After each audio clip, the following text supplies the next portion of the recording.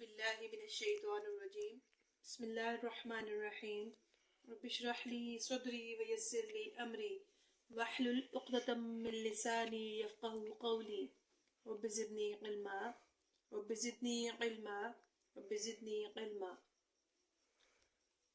हमारा आज का सबक है जज़म और शद। पहले हम जज़म के बारे में पढ़ेंगे। जज़म को साकिन कहते हैं। ये देखिए, जज़म के दो साइन होते हैं, एक ये साइन है जज़म का, एक ये साइन है। दाल की तरह से भी होता है और उल्टा भी होता है। इसी तरह से दोनों साइन जज़म के हैं। जब किसी हर्फ के ऊपर इस तरह का साइन हो कुरान पाक में या सिपारों में, तो वो भी जज़म है, वो हर्फ साकिन होगा। और इस तरह से साइन हो तो वो हर्फ भी साकिन या जज़म के साथ होगा। जज़म को साकिन कहते हैं। साकिन के बाद अगर शद आ जाए तो साकिन नहीं पढ़ा जाता। मसलन मिन, ये देखिए मिन लिखा हुआ है, ये जज़म आ गया, उसके बाद साकिन के बाद शद वाला हर्फ आया है, तो हम साकिन को नहीं पढ़ेंगे। इसको हम पढ़ेंगे मिर रब्बी। नून नहीं पढ़ा जाएगा और नून को क्रॉस करके हम शद वाले हर्फ रॉ को पढ़ेंगे, मिर रब्बी। फिर बताती हूँ मैं आपको।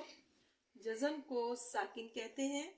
साकिन के बाद अगर शद आ जाए तो साकिन नहीं पढ़ा जाता। मसलन मिर रब्बी, ये मिन रब्बी पढ़ने के बजाय मिर रब्बी पढ़ा जाएगा। अगला टॉपिक है शद।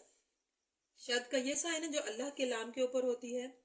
ये किसी भी हर्फ के ऊपर हो तो वो मुशद्दद हर्फ कहलाता है।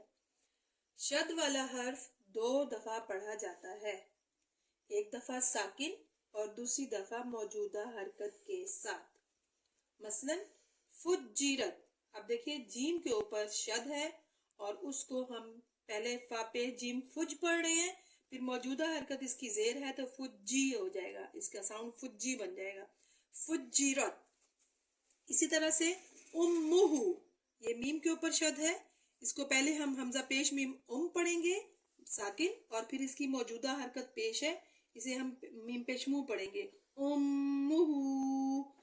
फिर अन्नास, हमजा जबर नून अन, नून जबर, इसकी मौजूदा हरकत जबर है, नून जबर अलिफ ना, सीन साकिन, अन्नास।